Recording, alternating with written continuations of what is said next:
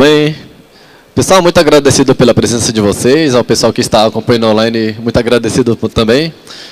Então, aqui estão as instituições que eu represento, é o Clube de Astronomia de Brasília, do qual sou o atual presidente. Eu me formei na Universidade de Brasília, sou professor de Ciência e Astronomia. Atualmente eu trabalho no Urânia Planetário Móvel, então estou circulando o DF em torno aí, levando a astronomia também de forma itinerante para os diversos espaços. E aqui o Escolar nas Estrelas, que foi o projeto no qual eu atuei e aprendi há muito tempo a divulgar e ensinar astronomia. Eu me chamo Adriano Leonês e eu vou falar hoje sobre Smart Telescopes, a evolução da astrofotografia. Eu já venho de muito tempo fazendo esse trabalho, como eu disse anteriormente, de ensinar e divulgar astronomia, e por cerca de 9 anos da minha vida, eu trabalhei no Planetário de Brasília, que fica aqui ao lado. Durante esses anos, então, eu tive a oportunidade de ensinar, divulgar e ensinar da ordem de 80 mil pessoas por ano, de 2014 até 2021, que foi quando eu saí de lá para poder tocar outros projetos. Muito bem. Aqui, então, a gente observa algumas das formas da gente cativar o público geral, o público escolar, por meio de imagens cativantes que nos ajudam a fazer com que eles criem essa conexão e essa paixão pelos astros. Não apenas com charts, mas também com aquilo que a gente tem de nobre, né, que é a nossa imaginação. Como que a gente pode ver os astros e tudo que tem no espaço. Da mesma forma também, com muito humor, com muita reflexão, porque a astronomia não é apenas uma ciência, a astronomia também é uma paixão, é um estilo de vida, e é uma coisa da qual eu compartilho já há muito tempo com as pessoas com as quais eu estou circulando e dialogando. Pois bem, o que é um telescópio? O telescópio é um instrumento base, um instrumento-chave, para a gente poder fazer a observação do céu e do espaço. Um telescópio, ele é um instrumento óptico, que utiliza lentes ou espelhos, para que a gente possa, por meio dessa dinâmica da qual a gente dispõe as lentes ou os espelhos, e outros mecanismos para poder fazer a observação de objetos que estão distantes, tanto as estrelas, como planetas, galáxias, nebulosas e tantos outros corpos celestes. Antes de falar sobre o telescópio inteligente, sobre a tecnologia dele, é interessante entendermos o que compõe a estrutura de um telescópio. É basicamente um suporte, o tripé, a estrutura que chamamos de montagem, que é esse tronco que está aqui, que ele pode ser maior ou menos complexo, dependendo da estrutura do telescópio, e a unidade óptica, que vai trabalhar com lentes ou com espelhos. Agregado a essa estrutura, nós temos a buscadora, que é essa parte que fica aqui, e também a peça fundamental de observação, que é a ocular, bem como também a porta-oculares que a gente pode trocar para poder dar mais visão, dar mais campo de visão, enfim, depende do objeto. Existem essencialmente 3 tipos de telescópios de tubos ópticos. O telescópio newtoniano, que é um telescópio do tipo refletor, usa espelhos, portanto, foi concebido pelo próprio nome por Isaac Newton, lá no século 17. O telescópio galileano, que utiliza lentes ao invés dos espelhos, que é um telescópio que chamamos de refrator, e tem um sistema híbrido, que é esse aqui composto, chamado tecnicamente de catadióptrico. Como é que ele funciona? A luz entra pela abertura do telescópio, vai até um espelho que fica aqui na parte final, ela é refletida de volta e ele sofre uma dupla reflexão. E com isso eu faço a observação na parte de trás do aparelho, como no telescópio galileano. É assim que ele funciona. E nessa parte frontal, ele já sofre um filtro. Então a imagem já chega mais limpa aos espelhos e, portanto, a imagem vem com mais qualidade para observação. Esse é o tipo do tubo. E com relação à montagem, nós temos basicamente 2 tipos básicos, que é o telescópio do tipo equatorial, que é esse que está aqui do lado, e o telescópio do tipo altazimutal, seja ele com tripé, seja ele com uma montagem de solo, chamada montagem dobsoniana. Qual que é a diferença? A altazimutal vai ter basicamente 2 medidas, que é a altura de 0 a 90 graus no meio do céu, e o azimute, que vai de 0 grau até 360, tendo o norte como referência. Então, há essa diferença. E por que a gente tem essas 2 montagens? Porque, no caso da altura e do azimute, vai ser uma maneira mais simples de você fazer a observação do objeto, de localizado. O problema é que você não vai conseguir fazer o acompanhamento dele, porque A mecânica celeste é diferente da mecânica alta-azimutal. Ela tem uma diferença. E a montagem equatorial, ela já vai ter um pouquinho de ganho. Por quê? Essa montagem equatorial, ela vai estar alinhada com a latitude local, que aqui em Brasília é da ordem de 15,5 graus. Então eu faço com que o tronco do telescópio, com essa parte aqui, ela também fique inclinada na mesma latitude. E com isso, você faz com que esse alinhamento do tronco do telescópio fique posicionada no que chamamos de polo sul celeste, que é o nosso polo sul geográfico projetado no céu. Da mesma forma acontece no norte, só que no caso deles, o polo norte geográfico, que é alinhado por meio desse tronco. Qual que é a vantagem? Você tem esse movimento centrado com o objeto, e daí, apenas com o movimento de azimuth, você acompanha o objeto a noite inteira, sem você precisar fazer nenhum tipo de movimento adicional ao instrumento. Então, a gente tem essa vantagem. Sobre a mecânica celeste, foi isso que eu falei mais cedo. Nós temos a esfera celeste, tal como a gente observa no fuso horário e também nos meridianos e paralelos, começando do Equador até o Polo Norte ou o Polo Sul. E temos essas linhas que são as horárias, a cada 15 graus, 360 graus, o planeta inteiro. E ali, como a gente posiciona um telescópio a fim de podermos fazer essa observação. Então, são conceitos básicos que qualquer pessoa que vai fazer a observação do céu vai aprendendo com o tempo, na medida que vai pegando prática na hora de fazer a observação dos objetos. E é claro que a gente tem também uma série de tipos de instrumentos que não são apenas das unidades ópticas, mas também as montagens que vão agregadas. E conforme você vai agregando em estrutura no telescópio, você vai também agregando tecnologia. Você pode ter uma montagem equatorial e pode motorizá-la, uma vez que você já sabe que tipo de movimento você pode fazer, como que você vai conseguir acompanhar o objeto durante uma noite inteira, entre tantos outros truques que podem ser utilizados a fim de podermos fazer a observação do céu. E também existem tipos específicos de tubos ópticos que vai nos garantir uma observação melhor, seja para um planeta, seja para a Lua, seja para observar o próprio Sol com filtros especiais, e seja também para o que chamamos de objetos de campo ultraprofundo, que são as galáxias e as nebulosas. São pontos mais específicos no nosso céu e que requerem um pouquinho mais de técnica para poder fazer a captação desses objetos no nosso espaço. Muito bem, então essa é a parte, digamos, científica e técnica na hora de fazermos a localização desses objetos.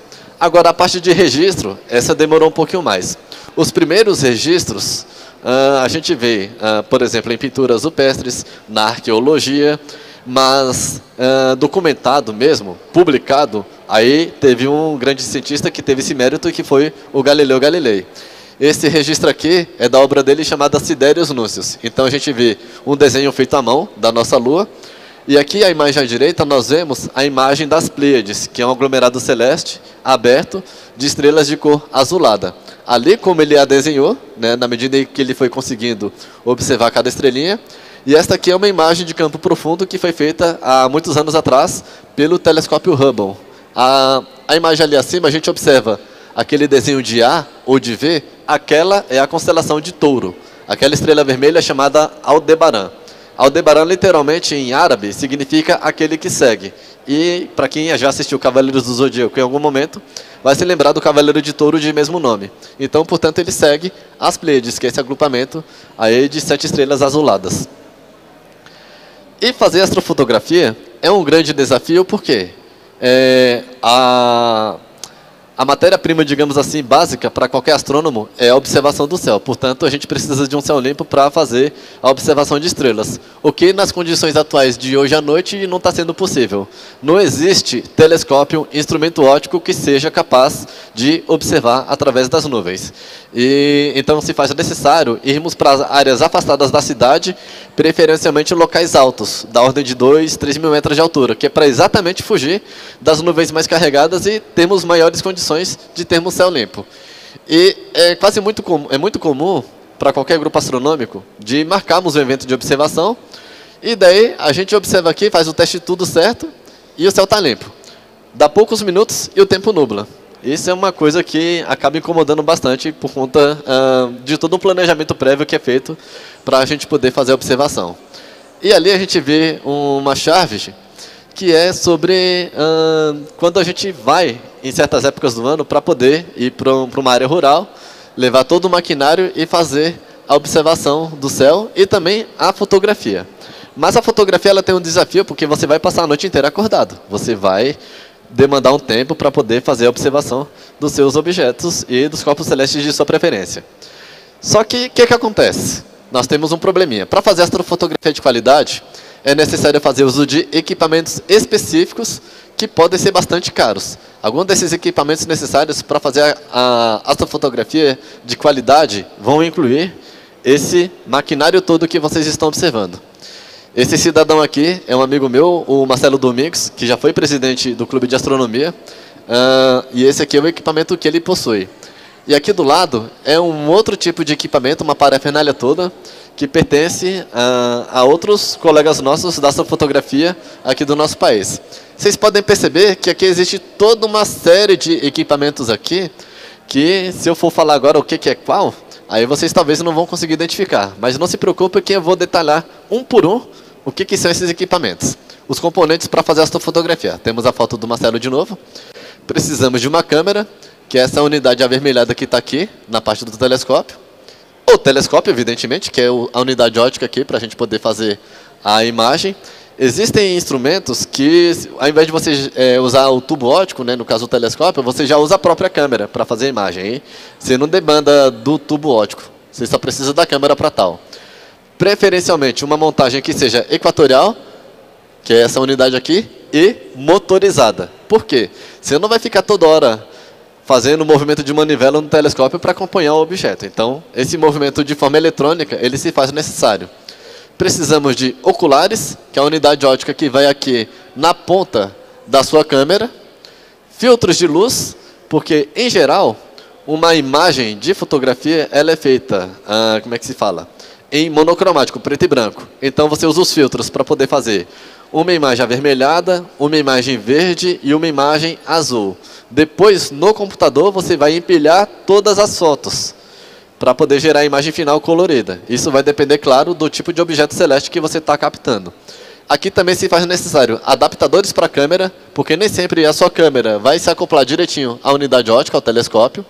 Você vai precisar de um tripé que, preferencialmente, obrigatoriamente, tem que ser metálico, porque existem telescópios que são vendidos no mercado, em lojas de departamento, que, para baratear o custo, você acaba dependendo de um tripé de plástico. E ele não te dá estabilidade para você ter toda a estrutura do telescópio montada.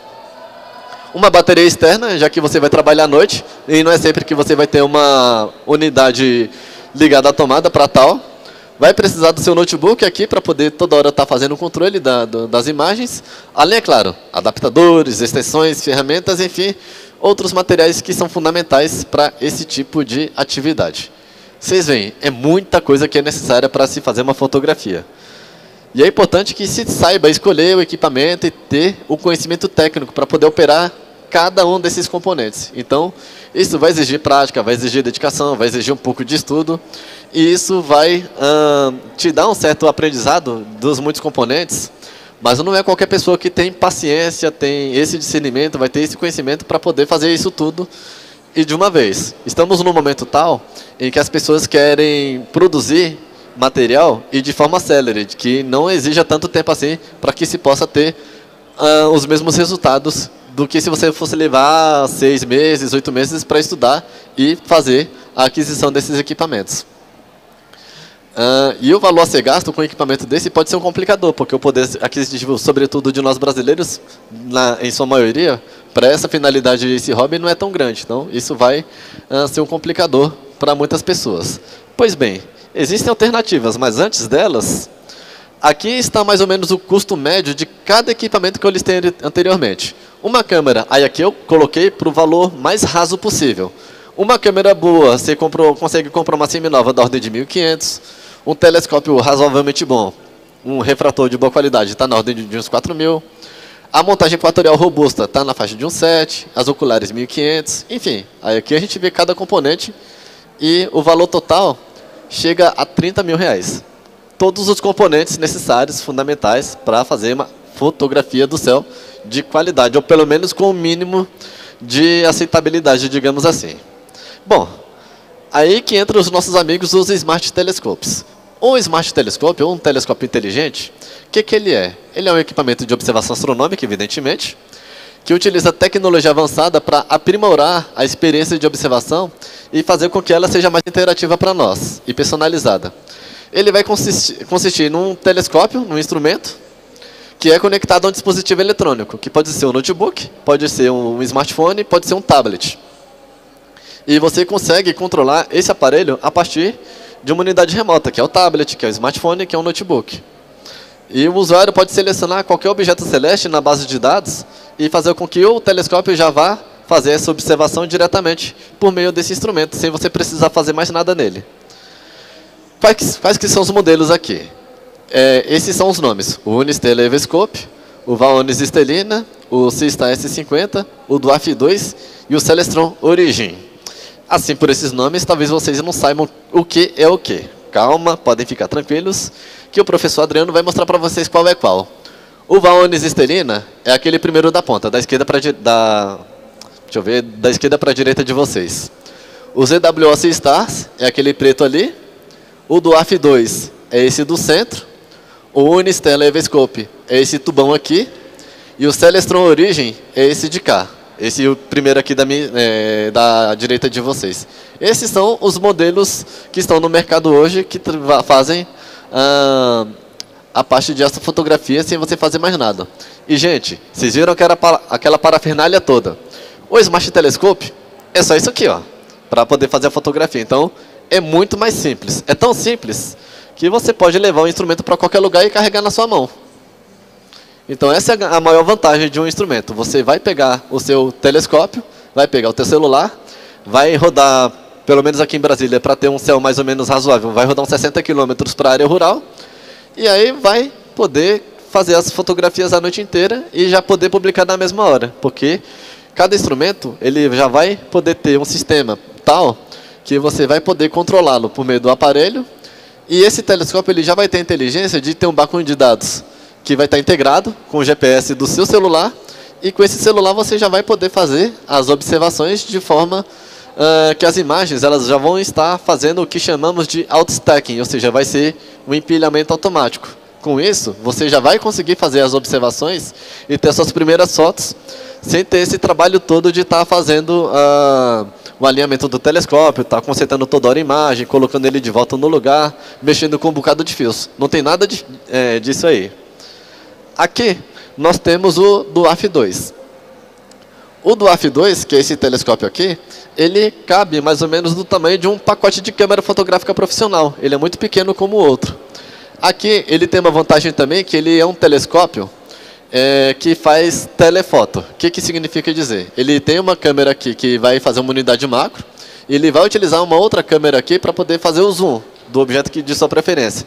É um instrumento que você pode fazer fotografias tanto de longa distância, quanto também de objetos de campo profundo, da Lua, do Sol, de corpos celestes como nebulosas, enfim.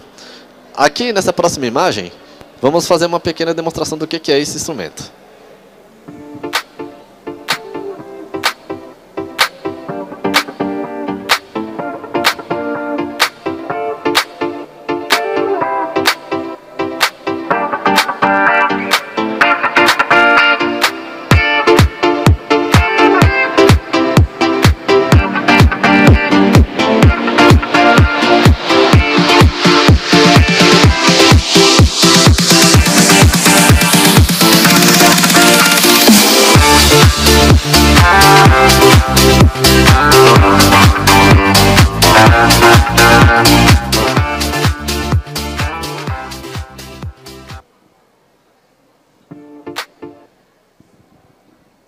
E esse é um dos modelos mais simples que a gente tem. Esse é outro, que é o Vaonis Stellina.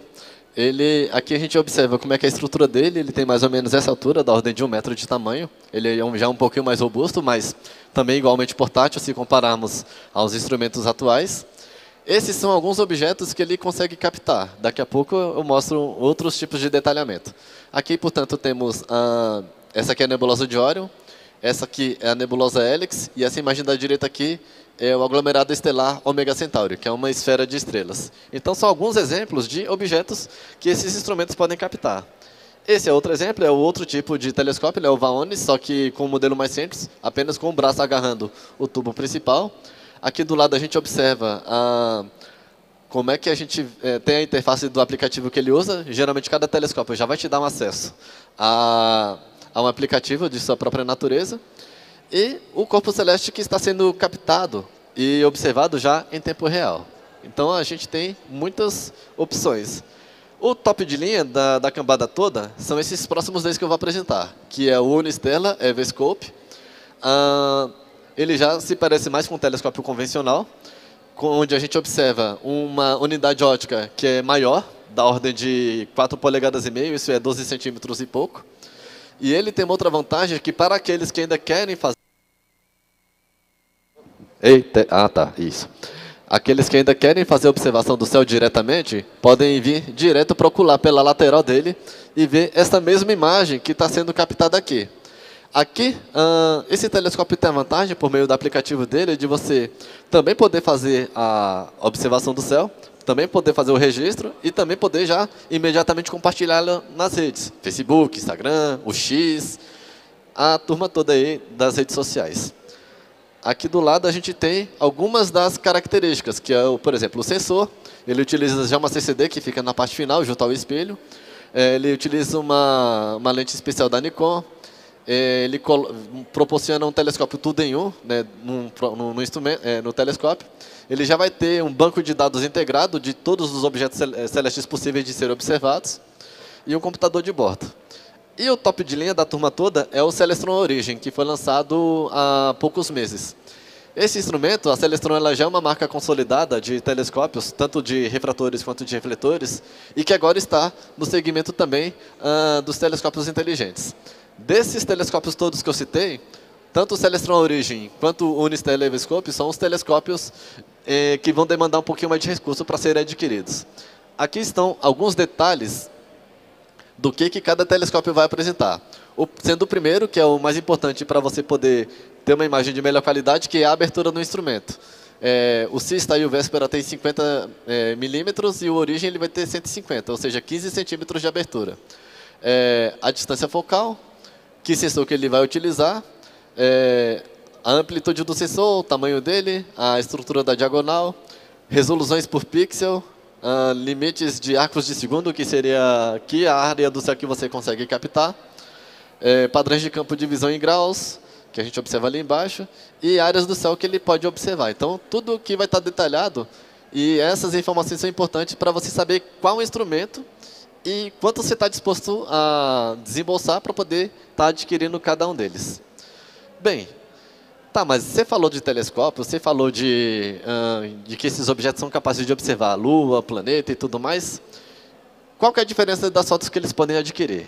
Aí eu tive uma ajudinha recentemente do bom e velho YouTube, em que nele a gente pôde observar uma página que nos deu o que cada telescópio é capaz de observar. O Unistellar, que está ali embaixo, o Dwarf, o Seastar e o Véspera. Cada qual, portanto, observaram a Lua e aqui é o planeta Júpiter.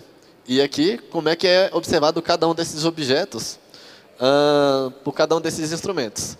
A Lua, bom, é o objeto mais simples de ser observado. Até um telescópio óptico a gente consegue ver a Lua com qualidade. Esses instrumentos são interessantes porque eles também são capazes de ver o Sol. É claro, você não vai observar o Sol diretamente pelo instrumento, porque você vai ter uma visão única se fizer isso.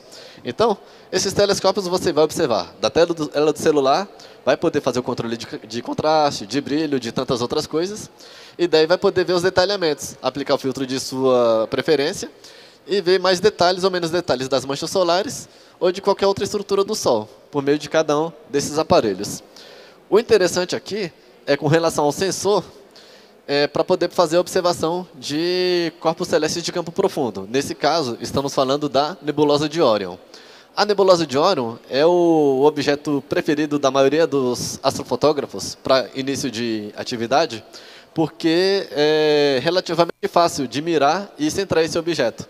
Para quem não sabe onde está a nebulosa de Órion, é aquele conjunto de estrelinhas que fica perto, do lado das Três Marias, na constelação de Órion. As Três Marias estão lá, são 3 estrelas alinhadas e tem a espada do caçador Órion. Ali, essa espada é esta nebulosa.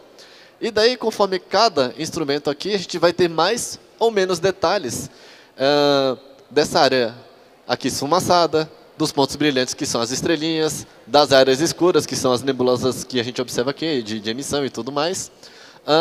E também detalhes de filamentos. Cada sensor vai ser responsável por nos dar um tipo de informação dessa natureza.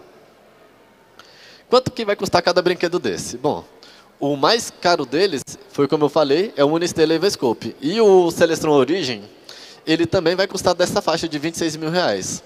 O Vaonis Stellina e o Vesper, eles vão estar mais ou menos esse valor.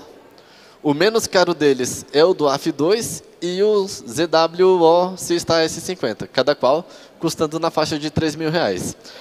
Lembrando que aqui no Brasil a gente não tem loja física que venda instrumentos ópticos, então a gente é obrigado a recorrer em páginas do estrangeiro. A que eu vejo que consegue nos dar uma venda direta e que chega relativamente rápido é uma página chamada astroshop.pt, que foi onde, por exemplo, eu vi o Unisterla e o do AF2 já nesse valor de conversão atual. São instrumentos interessantes. Por fim, aqui a gente observa, portanto, que os telescópios inteligentes, qual que é a grande vantagem? Eles são versáteis, eles são práticos, eles são de uma mobilidade incrivelmente maior, eles são leves, eles nos dão autonomia e, o mais interessante, eles vão nos dar muita tecnologia agregada a toda essa instrumentação que foi apresentada aqui a vocês. Bom, de minha parte, que eu tinha a apresentar era esse, então agradeço a vocês, a todos pela presença e atenção. Aí estão os meus contatos, me sigam no Instagram, no Facebook, que eu ainda uso, façam um contato via e-mail. Por enquanto é isso, bons céus a todos, até a próxima perguntas, é isso, valeu.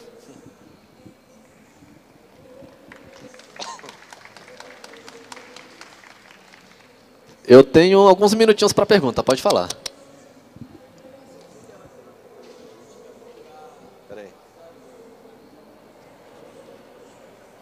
Boa noite. Boa noite. A Samsung ela tem uma tecnologia de fazer capturas da Lua através do seu zoom, né? Sim. Eu imagino que agora a Apple também tenha lançado com o lançamento do iPhone 15. E aí eu gostaria de saber se esse é um exemplo ou é algo similar a esse estudo da astrofotografia. Isso.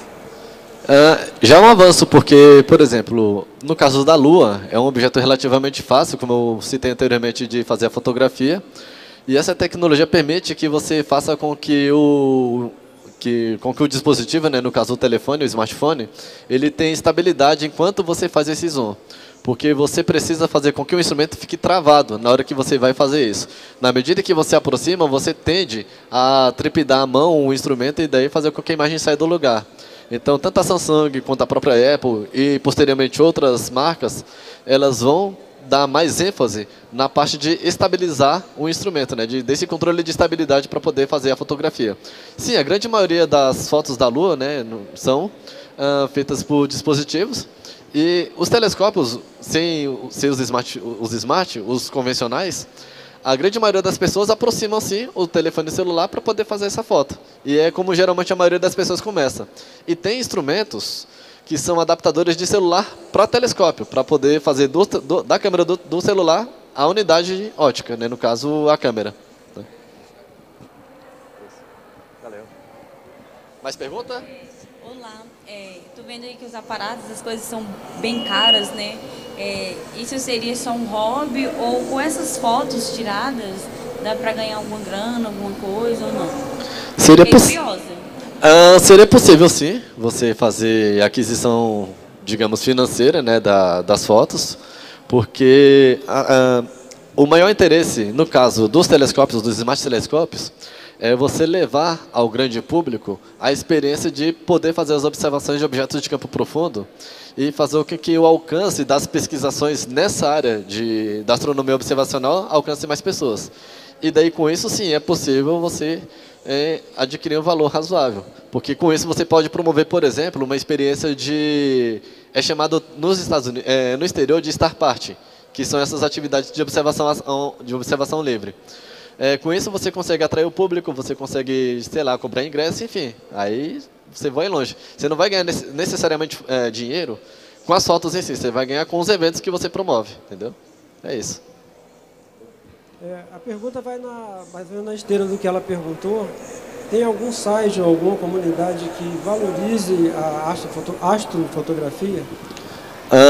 Existem fóruns ainda de entusiastas que compartilham dessas fotos. A mais conhecida é a Astrobin, acho que é astrobin.com, que é onde astrofotógrafos não apenas do Brasil, mas do exterior, vão até essa página para poder fazer o compartilhamento das fotos que fazem lá. E também existem comunidades e grupos específicos, hoje mais concentrados no Instagram talvez, que fazem a promoção desses eventos e dessas fotos que são observadas aqui. Mas é como eu falei, ainda é um hobby relativamente caro, né? As pessoas fazem porque gostam, essencialmente. Mas a ideia é que com a divulgação desses instrumentos ópticos, dessas tecnologias, isso possa alcançar mais pessoas e cada vez mais esse custo seja um pouquinho menor, mais diluído, para que alcance mais.